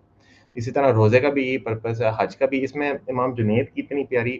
کہانی ہے ان کے رسائل میں. ان سے رسائل میں نہیں، میرے خیال سے السریج ریلیٹ کرتے ہیں اپنی کتاب میں کہ ایک شخص ان کو ملا باغداد میں. تو انہوں نے ان سے پوچھا کہاں سے آ رہے ہو؟ جی حج. جی کہ تم کہاں سے آ رہے ہو؟ جی میں حج کر کے آ رہا ہوں. تو انہوں نے پھر اس سے سیریز آف سوال پوچھے. سوال پوچھے کہ بائی دا ٹائم، مطلب جب تم نکلے سفر میں اور اب جب واپس آئے ہو اپنے گھر، کیا تم نے اس میں جو گناہ ہے اس کو بالکل ختم کر دیا، اپنی زندگی سے ریناؤنس کر دیا؟ تو اس شخص نے کہا نہیں. اگر تم نے نہیں کیا تو تم تو کہیں ٹریول ہی نہیں کیا تم نے. پھر ان سے پوچھتے کہ جس طرح جب تم نے اپنا احرام پہنا تھا تو جب تم نے اپنے سادے کپڑے اتارے تھے، کیا تم نے اس کے ساتھ اپنی جو بیڈ ہیومنلی کوالٹیز ہیں وہ بھی ساری اتاری تھی؟ اس انسان نے کہا نہیں. کہا پھر تم نے احرام پہنا ہی نہیں. اس سے پوچھا جب تم نے شیطان کے اوپر پتھر مارے تھے تو کیا تم نے اپنی نفس کے اوپر پتھر مارے تھے؟ کیا تم نے اپنی نفس بھی ختم کی تھی؟ تو اس شخص نے کہا کہ نہیں. پھر تم نے شیطان کے اوپر پتھر ہی نہیں مارے، واپس جاؤ اور جا کے یہ حج دوبارہ کرو کیونکہ تم نے حج کی ہی نہیں. تو کہنے کا مطلب یہ ہے کہ جو آپ کے آؤٹر ایکٹس ہیں، they are only suppose to reflect inner purity, they are only to reflect inner conscience, inner remembrance of Allah سبحانہ و تعالیٰ. اور اس لیے امام غزالی تو مراتب بھی دیتے ہیں ذکر کے. تو وہ مراتب میں زیادہ ڈیٹیل میں نہیں جاؤں گا، لیکن بس ہلکا سا کہ وہ ان کے نزدیک امام غزالی کے نزدیک 3 لیئرز ہوتی ہیں ذکر کی اور ایک کور ہوتی ہے. کور وہ چیز ہے جو وچ از سوٹ آفٹر. تو پہلی لیئر ہوتی ہے کہ آپ اپنے آپ کو فورس کریں زبان سے ذکر کرنے میں, اور موسٹلی ہم بڑے گنہگار لوگ ہیں, ہم اسی سٹیج میں ہیں کہ ہم اپنے آپ کو زبردستی فورس کرتے ہیں کہ ہم زبان سے اذکار کریں. اس کے علاوہ اس کی سیکنڈ اسٹیج یہ آتی ہے کہ آپ نے اپنے آپ کو اتنا فورس کر دیا زبان سے اذکار کرنا کہ آپ کی زبان خود بخود اذکار کر رہی ہے, اور آپ کو اس کو روکنا پڑتا ہے. ہم دیکھیں گے کہ ہمارے جو بزرگ ہوتے ہیں, جب آپ ان کو یوزلی بھی دیکھ رہے ہوتے ہیں تو وہ اذکار کر رہے ہوتے ہیں, تو وہ آپ سے بات کرنے کے لیے وہ کانشیسلی اذکار روکتے ہیں اور پھر وہ آپ سے بات کرتے ہیں. اس سے بھی جو افضل مقام ہے وہ یہ ہے کہ اللہ سبحانہ و تعالیٰ زبان سے اذکار کرنا ہٹ جائے اور وہ اذکار دل میں بیٹھ جائے. کہ اگر آپ ایک شخص سے بات بھی کر رہے ہیں تو دل میں اللہ سبحانہ و تعالیٰ کا ہی اذکار ہو رہا ہے, ان کو ہی یاد کیا جا رہا ہے. اور مطلب یہ لوگوں کے لیے بڑی مشکل سی چیز ہے کہ ہاؤ کین, مطلب آپ 2 چیزیں ایک ساتھ کس طرح کر سکتے ہیں, لیکن وہ اتنا دل میں بیٹھ گیا کہ وہ آٹومیٹکلی ہو رہا ہے. اس کا آپ کے آؤٹر ورڈ کے ساتھ کوئی لین دین نہیں, آپ دل سے اللہ کو یاد کر رہے ہیں. اور آخری جو ہوتا ہے جس کو صوفیہ کے نزدیک فنا بھی کہا جاتا ہے, اس میں ایسنس یہ ہوتا ہے کہ وہ جو اذکار ہوتے ہیں جس کو یاد کرنا ہوتا ہے وہ یادگار ہٹ جاتی ہے, اور جس کو یاد کیا جاتا ہے وہ سامنے پیش ہو جاتا ہے. تو یہ بیسیکلی ذکر کے مین پرپس ہی ہے کہ جس کو یاد کیا جا رہا ہے وہ سامنے پیش ہو جائے. اس کے علاوہ تو اذکار کی کوئی پرپس ہوتی نہیں ہے. تو اور اس لیے اللہ سبحانہ وتعالیٰ کہتے ہیں کہ نام میں بھی نماز مجھے یاد کرنے کے لیے اسٹیبلش کی جائے, تاکہ اگر تم مجھے یاد کرنے کے لیے اسٹیبلش کر رہے ہو, تم سجود میں ہو, کیا پتہ تم مجھے حاصل پا لو اس سجود میں. زبردست. جس میں بلکہ ایک پوائنٹ اور بھی جو ایڈ ہونا چاہیے کہ نماز کے اندر بھی آبویسلی اللہ تعالیٰ نے کہا ہے کہ اقیم الصلاۃ لذکری, کہ نماز میرے ذکر کے لیے قائم کرو, کہ گول ذکر کی نہیں, اللہ کی یاد کو دل میں جمانا ہے. مگر اس میں ایک غلطی جو کبھی کبھار ہو سکتی ہے, جس کی طرف مولانا شمس الدین تبریز نے بھی اشارہ کیا ہے اپنے ایک ملفوظ میں, کہ لوگ یہ سمجھیں کہ اچھا اگر ذکر اسٹیبلش ہو گیا تو پھر نماز نعوذ باللہ ضرورت نہ رہے. تو اس میں باقاعدہ کہتے ہیں کہ یہ لوگ جو ہیں یہ ان کے لیے نماز چھوڑنا ان کے اوپر وبال اور ان کی غلطی ہے. اور اس کے اندر آخر میں وہ باقاعدہ کہتے ہیں کہ نماز کی جو ظاہری حیت ہے اس کی امپورٹنس پہ, کہ اگر کوئی ایسا شخص آپ مجھے پیش کریں, یعنی کہ اگر کوئی اللہ کا ولی ہو جس کے ولایت پہ کوئی شک بھی نہ ہو, یعنی اس حد تک معلوم ہو کہ یہ اللہ کا ولی ہے, اور کہتے ہیں ساتھ فلان الدین ہو, یعنی کوئی بھی انسان ہو, اور کہتے ہیں کہ فلان الدین اور کہ جو ولی ہے وہ نماز کی ظاہر پر مجھے قائم نہ ملے, اور فلان الدین نماز کی ظاہر پر قائم ہو تو میں فلان الدین کی پیروی کروں گا اور اس ولی کو سلام بھی نہیں کروں گا. بالکل ہاں, اس کیونکہ ٹھیک ہے ہو سکتا ہے کوئی مجذوب ٹائپ ہو, مگر پھر ویسے بھی وہ آپ کی تربیت نہیں کر سکتا. جی بالکل تو یہ ہے کہ جو ظاہر ہے اس کو چھوڑ کے باطن نہیں ملتا, ظاہر کے ساتھ ہی باطن ملتا ہے. اور اس پہ ہمارے تمام صوفیاء متفق ہیں. امام قشیری نے بھی اس پہ لکھا ہے کہ حقیقت بغیر شریعت کے جو ہے وہ قبول نہیں ہے, اور شریعت بھی بغیر حقیقت کے قبول نہیں ہے. یعنی دونوں چیزیں چاہیے, نماز کا ظاہر بھی اور اس کے اندر باطن میں ذکر بھی چاہیے. حسنین بھائی کچھ آپ نے ایڈ کرنا ہے اس والے میں؟ جی میجورٹی جو باتیں میں نے ایڈ کرنی تھی وہ سلطان نے پہلے کہہ دی ہیں, لیکن ایک اور سنیر بخاری رحمۃ اللہ علیہ سے واقعہ ان کی طرف منسوب ہے کہ شاید وہ خواب میں آئے تھے کسی سے, ان سے پوچھا کہ آپ کو سب سے زیادہ فائدہ کس چیز میں دیا, کس عبادت میں دیا, اور وہ کہتے ہیں کہ سب سے زیادہ فائدہ مجھے اسی عبادت میں دیا جو غرض سے پاس, جس کی کوئی غرض نہیں تھی, اس کو مطلب مفہوم یہ ہے کہ جس کو خالص اللہ تعالیٰ کی رضا کے لیے دیا تھا. تو اس میں بھی کمال نیت درکار ہے, اور یہی چیز کامل نیت جو ہے اس سے کامل عبادت وہ آتی ہے, وجود میں آتی ہے, اور اسی سے پھر بندے میں تزکیہ آتا ہے, اسی سے بندے میں فنا آتی ہے. اس میں مگر ظاہر سی بات ہے یہ بھی امپورٹنٹ ہے کہ بندہ کوشش کرتا رہے اور ظاہر پہ قائم رہے. باطن کو سنوارنا اللہ کی دین سے ہے, وہ آپ کی مرضی سے نہیں ہے. ہمارے اوپر جو فرض ہے وہ کوشش ہے نا, کہ ہم نے پانی دیتے رہنا ہے پودے کو, اور پودے کو اگانا اللہ نے. اس کے بعد امام غزالی کہتے ہیں ایھا الولد, اے بیٹے, رویہ فی بعض وصایا لقمان الحکیمی, لقمان حکیم کی بعض وصیتوں میں لکھا ہے یا ان میں ہے, ان میں روایت ہوا ہے, لابنہ، جو انہوں نے وصیتیں اپنے بیٹے کے لیے کی تھی، انہ قالا، کہ انہوں نے کہا، یا بنیا، اے میرے بیٹے، لا یکونن الدیک اکیس منک، مرغے کو یعنی یوں نہ ہو کہ مرغہ تجھ سے زیادہ عقل مند ہو، مرغے کو اپنے سے زیادہ عقل مند، کیس نہ ہونے دینا، دانا نہ ہونے دینا،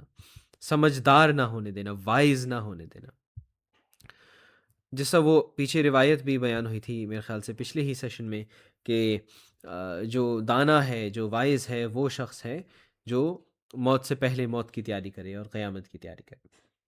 اور اپنے آپ کا حساب کرے سے پہلے کہ اس کا حساب کیا جائے. تو لا یکونن الدیک اکیس منک،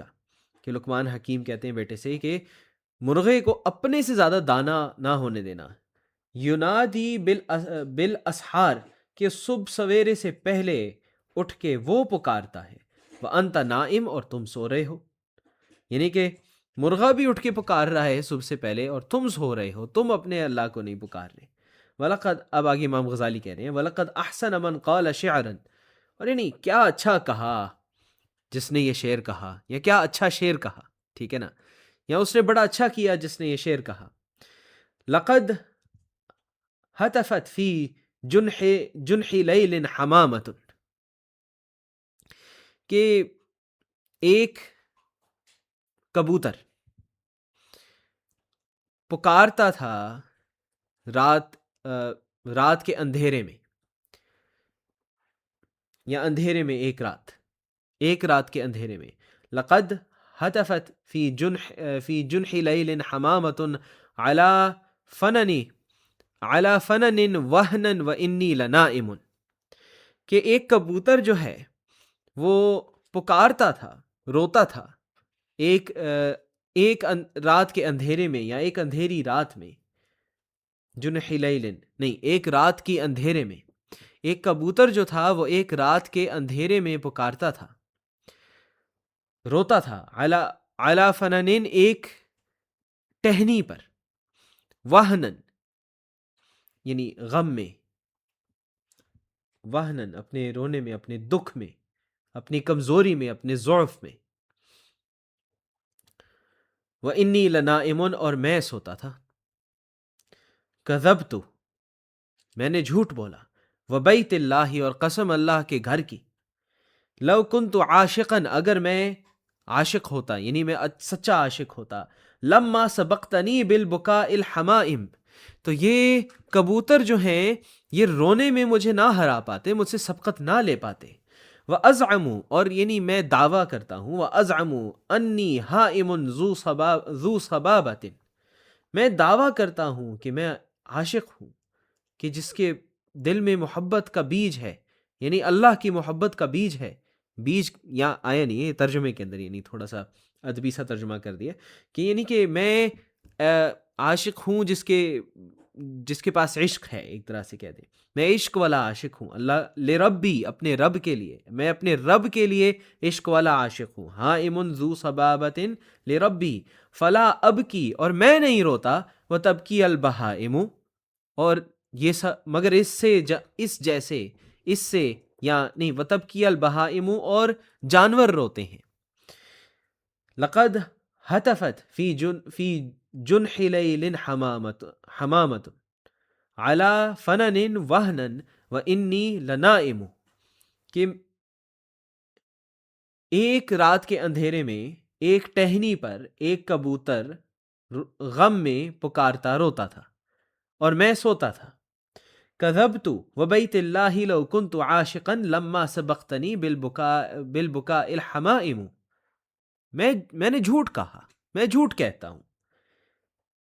کذبت، میں نے جھوٹ کہا، میں نے جھوٹ بولا تھا، میں نے جھوٹ بولا تھا. اور اللہ کے گھر کی قسم کہ اگر میں عاشق ہوتا، یعنی سچا عاشق ہوتا، تو رونے کے اندر یہ کبوتر مجھ سے سبقت نہ لے کے جاتے. وَأَزْعَمُ أَنِّي حَائِمٌ ذُو صَبَابَةٍ لِرَبِّي فَلَا أَبْكِي وَتَبْكِي الْبَهَائِمُ، میں دعویٰ کرتا ہوں کہ میں اپنے رب کے لیے محبت رکھنے والا عاشق ہوں، پر میں نہیں روتا اور یہ جانور روتے ہیں. یہاں پر یہ والا پورا ہوتا ہے اور پھر اس کے بعد اگلا شروع ہوگا. اس پر سلطان بھائی آپ نے کچھ ایڈ کرنا ہے؟ یعنی یہ وہی کہہ رہے ہیں، غفلت کی بات ہو رہی ہے کہ جانور تک جاگ رہے ہیں پر تم نہیں جاگ رہے. سلطان بھائی اس میں آپ نے کچھ ایڈ کرنا ہے؟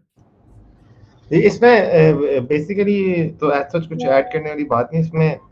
ایسنس بات یہی ہے کہ ہر چیز اللہ سبحانہ و تعالیٰ اطاعت کرتی ہے، اوبیڈینس کرتی ہے. اور جو اللہ سبحانہ و تعالیٰ نے اس کے اوپر ایک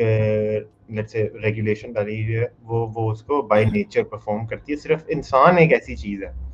جو اس ساری چیز کے اندر رہ کے بھی اللہ سبحانہ و تعالیٰ کی اطاعت نہیں کرتا. اور یہ اس کی اپنی بختی ہے، یا پھر اس کی اپنی لیٹس سے انکمپیٹنس ہے، یا اس کی اپنی فالسوڈ ہے اس کے اندر، کہ وہ ایسی دنیا میں رہتا ہے جس میں ایسی کوئی شے نہیں ہے جو اللہ سبحانہ و تعالیٰ کی اوبیڈینس نہیں کرتی اور اللہ سبحانہ و تعالیٰ کی ول فالو نہیں کرتی. لیکن صرف وہی ہے جو نہیں کرتا،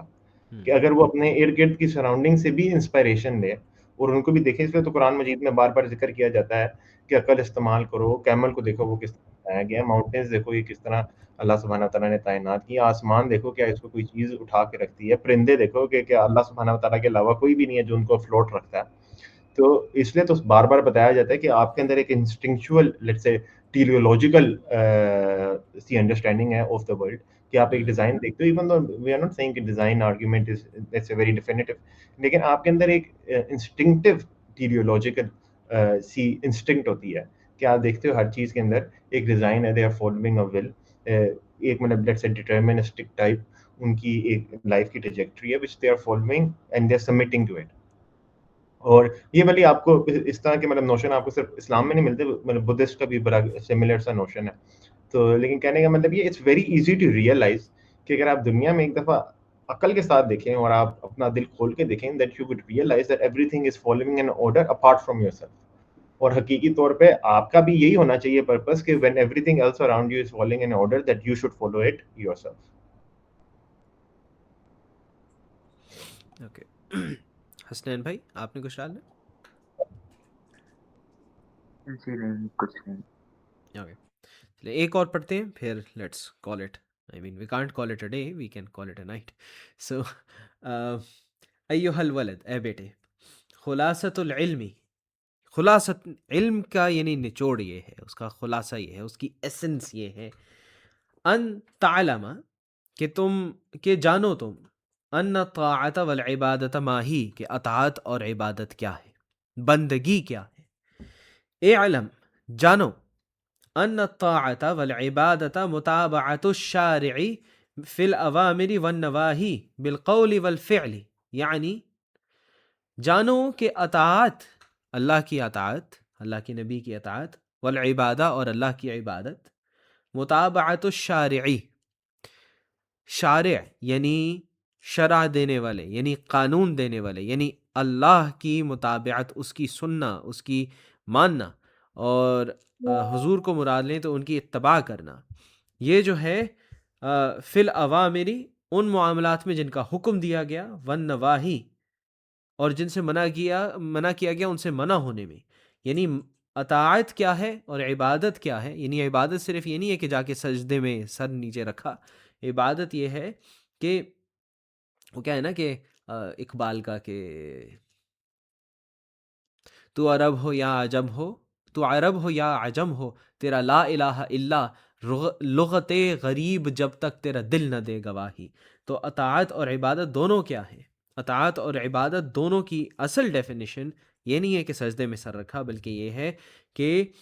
ہر اس چیز میں جس کا حکم ہے اس کو ماننے میں، اور ہر چیز سے دور رہنے میں جس سے منع کیا گیا ہے. قانون دینے والے یعنی اللہ کی متابعت، یعنی ان کی اس کی اطاعت، اس کو ماننا، بالقول والفعل، قول میں اور فعل میں، اس کو کہنا کہ کیا جو چیز درست ہے اس کو ماننا، اس کا اقرار کرنا، والفعل اس کو کرنا، اور جس کو کہنے سے منع کیا اس کو نہ کہنا، جس قول کو اپنانے کا کہا ہے اس کو اپنانا، اور جس فعل سے روکا ہے اس سے رکنا، اور جس فعل کو اپنانے کا کہا ہے اس کو اپنانا. یعنی کل ما تقول و تفعل، جو بھی تم کہو اور کرو، و تترکو، جو بھی تم کہو اور کرو اور چھوڑو، قولہ و فعلہ، چاہے قول میں بات چیت کرنے کے اندر یا کرنے کے معنی میں، یکونو باقتداء الشرع، وہ ہو شریعت کے اقتداء میں، قانون کے، رب کے قانون کے اقتداء میں. کما مثال کے طور پہ لو صمت یوم العید و ایام التشریق تکون عاصیا، یعنی کہ ایام تشریق یعنی حج کے بعد،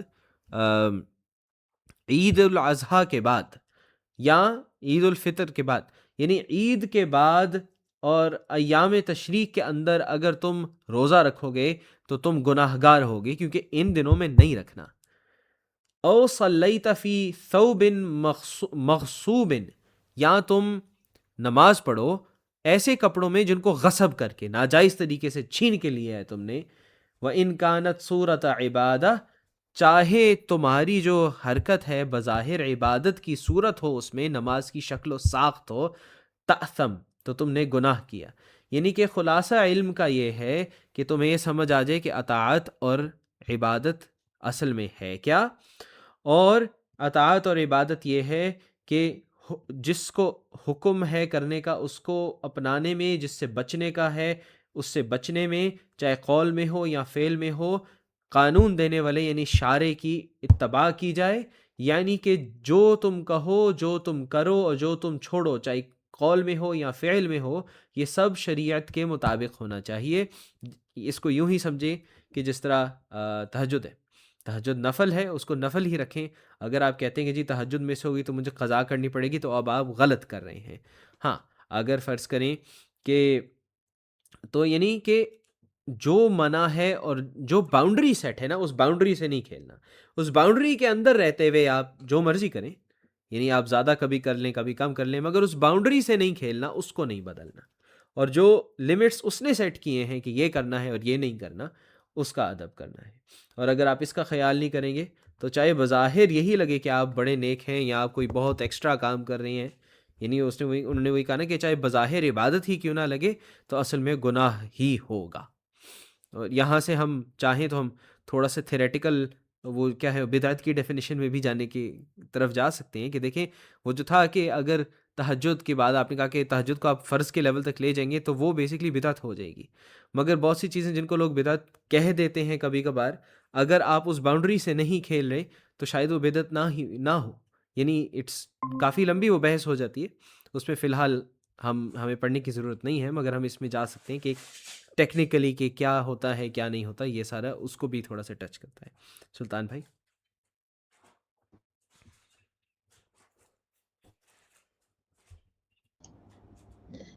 It's nothing کہ آپ نے بہت اچھی طرح سے ایکسپلین کیا. یہی بات ہے کہ ایسی کوئی بھی چیز نہیں ہے جس سے آپ کو کوئی اجر مل سکتا ہے جو اللہ سبحانہ و تعالیٰ نے نہیں الاؤ کی ہوئی. کہ عبادت صرف عبادت تب تک ہے جب تک وہ اللہ سبحانہ و تعالیٰ کی اوبیڈینس ہے، جب تک جو اللہ سبحانہ و تعالیٰ نے کہا ہے وہ کیا جا رہا ہے، اور جس سے اس نے روکا ہوا ہے اس سے رکا جا رہا ہے. اگر آپ اس کے علاوہ وہ ایڈ کرتے ہیں، جیسے کہ فرض کریں ہم نے کہا کہ ظہر کا ایک وقت ہے، اگر آپ ظہر مغرب کے وقت پڑھیں گے تو وہ تو اللہ سبحانہ و تعالیٰ کی نافرمانی ہے، اور وہ عبادت نہیں ہے، وہ عبادت کا اپوزٹ ہے، بلکہ وہ عبادت کا مذاق اڑانا ہے. کیونکہ عبادت کا معنی ہی یہ ہے کہ وہ کیا جائے جو کہا گیا، نہ اس سے ایک پاؤں آگے رکھا جائے نہ اس سے ایک پاؤں پیچھے رکھا جائے. اور یہ وہی ہمارے صوفیہ کا یہی موقف ہے کہ کوئی بھی چیز شریعت سے ہٹ کے اچھی ہو ہی نہیں سکتی، اور نہ ہی کوئی عبادت جو شریعت نے کہا اس کے علاوہ کوئی عبادت قبول ہو سکتی ہے. کیونکہ اس کی وجہ یہ ہے کہ اگر ہم کہتے ہیں کہ ہم اللہ سبحانہ و تعالیٰ کے غلام ہیں، یا اگر ہم کہتے ہیں کہ ہم اللہ سبحانہ و تعالیٰ سے عشق کرتے ہیں، تو اگر ہم ایک عاشق ہیں تو ایک عاشق اگر جو اس کو جسے وہ عشق کرتا ہے اس نے ایک چیز اس کو کہی اس سے ہٹ جاتا ہے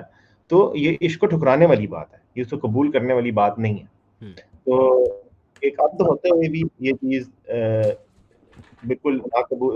مطلب قبولیت کے مد میں نہیں آ سکتی، اور نہ ہی ایک عاشق کے ہوتے ہوئے یہ چیز قبولیت کی مد میں آ سکتی ہے. کیونکہ عبادت صرف وہ ہے اور طاعت صرف وہ ہے جس کا حکم ہے.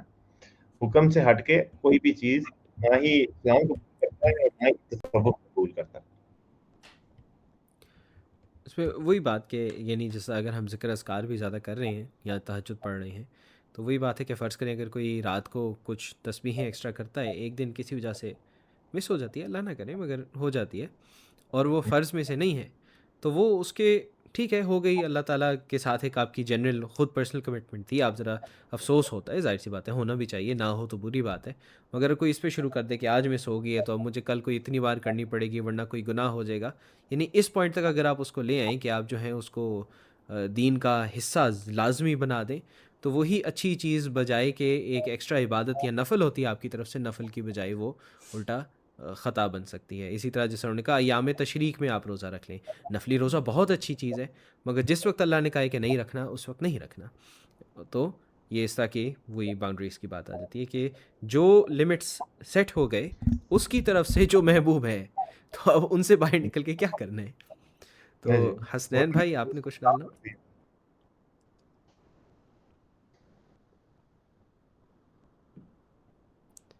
حسنین بھائی سائلنٹ موڈ میں چلے گئے، یس حسنین بھائی انہوں نے کہا کہ نہیں، انہوں نے کچھ کہنا آئی گیس چلیں بالکل 4 منٹس رہ گئے ہیں، کسی نے کوئی لاسٹ کامنٹ کرنا ہے؟ نہیں، آئی تھنک کہ اب ٹھیک ہے، اب نیکسٹ ہم